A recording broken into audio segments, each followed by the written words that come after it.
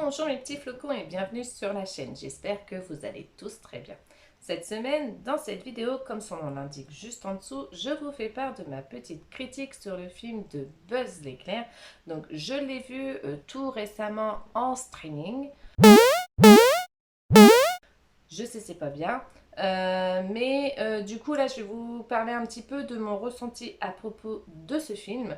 Mais avant, je vous invite à vous abonner juste en dessous de la vidéo et surtout à activer la petite clochette pour ne rater aucune des vidéos. Et du coup on y va, générique!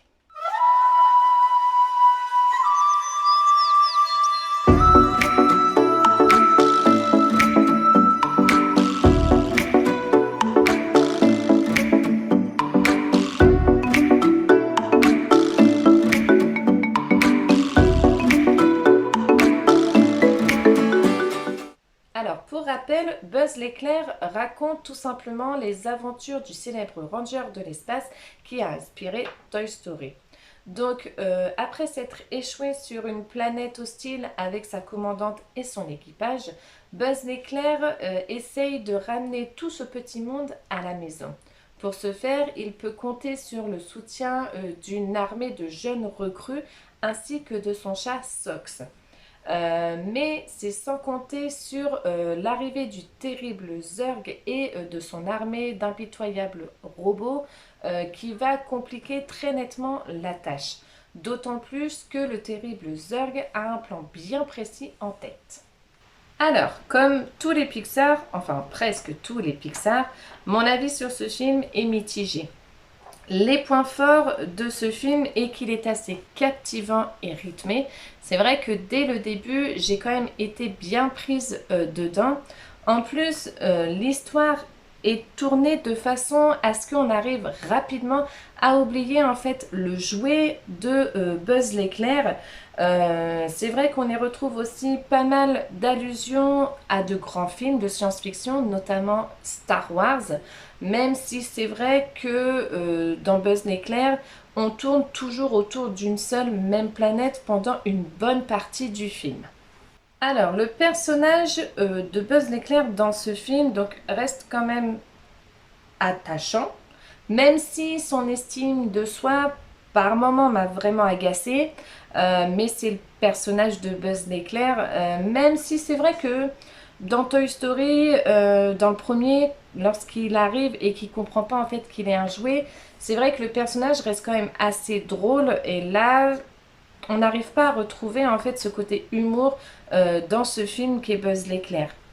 Néanmoins, il est vrai que malgré tout, euh, ils ont respecté quand même ce côté arrogant au début et plus on monte dans le film, plus le personnage devient quand même attachant et c'est vrai que ça nous fait quand même un petit rappel de la saga Toy Story qui dans le 1 est quand même très arrogant et dans le quatrième, bah, c'est vrai qu'il devient sentimental, il devient très mignon en fait comme personnage. J'ai eu un gros coup de cœur pour le chat Sox, que je trouve trop cute, évidemment, comme beaucoup de gens. C'est notamment lui qui fait tout l'humour qu'il y a dans ce film, parce que ce film manque cruellement d'humour. Les autres personnages secondaires, je trouve qu'ils s'intègrent parfaitement à l'intrigue, même si très sincèrement je ne me suis pas attachée à tous les personnages. Alors graphiquement, une fois de plus c'est encore réussi. Même si je trouve que dans Buzz l'éclair on est plutôt sur une palette de couleurs sombres. Alors dans Coco on est sur des couleurs sombres mais malgré tout je trouve quand même que ça reste très vif. Surtout dans le monde des morts ça reste des couleurs très vives. Là on est plus sur du sombre je trouve tout au long du film. Néanmoins, c'est vrai que les détails sont époustouflants, ne serait-ce que les reflets sur les casques que l'on voit très clairement, très nettement. Il y a aussi les détails dans les quelques scènes de combat qui sont très détaillés et pareil, les détails sont époustouflants. Franchement, là-dessus, c'est vrai que Pixar a su, saura toujours le faire. Donc là-dessus, c'est vrai qu'on peut toujours que leur mettre une note de 10 sur 10 parce que ça, ils savent vraiment très bien le faire. Autre gros point positif aussi dans ce film est qu'on y fait enfin une référence à la communauté LGBTQIA+, pas seulement au travers d'un couple homo, mais il est vrai qu'on va aussi y exploiter l'homoparentalité. Et je trouve en plus que dans le film, c'est fait mais de façon très naturelle, sans complexe. Et franchement, pour ça, on peut franchement dire un grand bravo aux studios Pixar qui ont enfin osé aborder le sujet avec la communauté LGBTQIA+. Alors, les points négatifs qui m'ont vraiment perdu, on va dire, c'est toutes les scènes autour du personnage donc de Zurg. J'ai pas du tout été captivée par ces scènes-là. L'émotion n'y est absolument pas. Donc, je pense que c'est ça en fait qui m'a perdue. En plus, très franchement, j'aurais préféré ne pas savoir qui était sous le costume de Zurg. Je trouve que ça enlève tout le suspense. Ça fait un petit peu comme, je vais repartir là-dedans, comme le Star Wars avec Kylo Ren, où on découvre qui est Kylo Ren. Non, quoi, ça perd de son suspense, ça perd de son charme, je trouve. Donc, franchement, je trouve que tout autour de Zurg, on m'a vraiment perdu à partir de ce moment-là, en fait.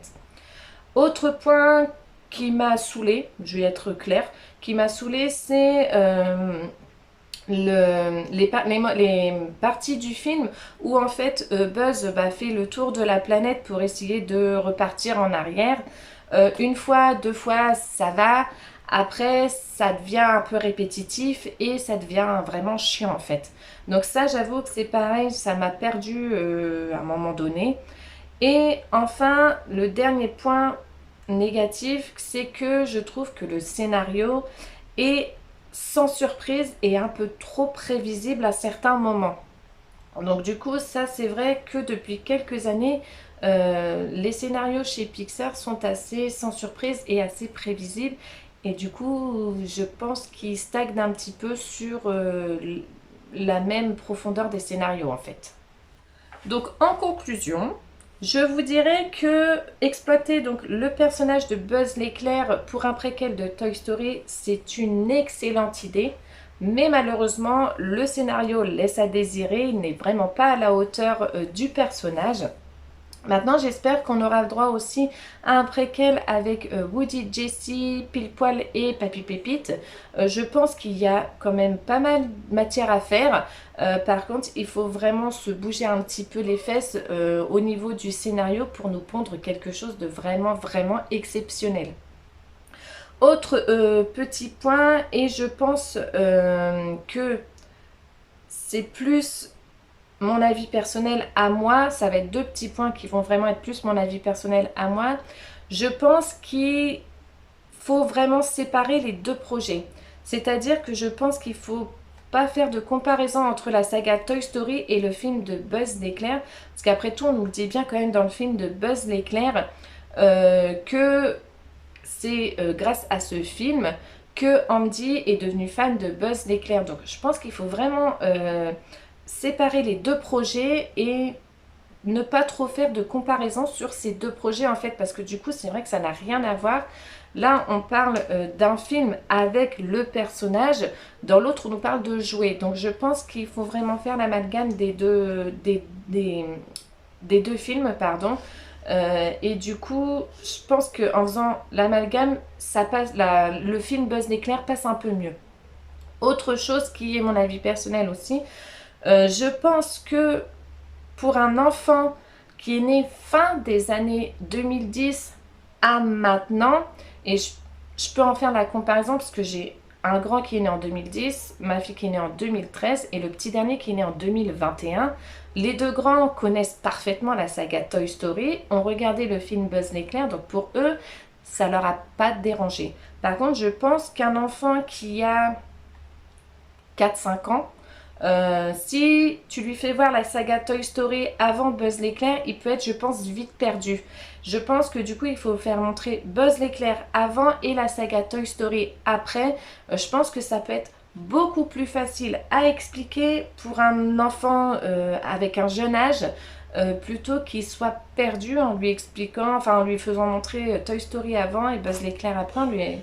L'enfant peut se dire mais pourquoi c'est un jouet là c'est pas un jouet. Enfin, il y a beaucoup de choses qui peuvent être peut-être compliquées à comprendre pour un enfant en bas âge. Voilà mes petits flocons pour ma critique donc sur le film de Buzz l'éclair. Alors, dites-moi en commentaire si vous, le film vous a plu, si vous avez carrément détesté ou si comme moi vous êtes assez mitigé donc sur ce film. Néanmoins, moi je vous conseille quand même de le regarder, ça permet de faire sa propre opinion et il faut le voir tout simplement. Et donc du coup là je vais vous laisser avec l'extrait donc de la semaine prochaine. Je vous fais des bisous, je vous souhaite une bonne journée et puis je vous dis ciao. Pendant que Belle parle au boulanger, la reliure de son livre change mystérieusement de côté. Le moment entre les deux cadres, elle n'aurait pas eu assez de temps entre ces cadres pour le retourner.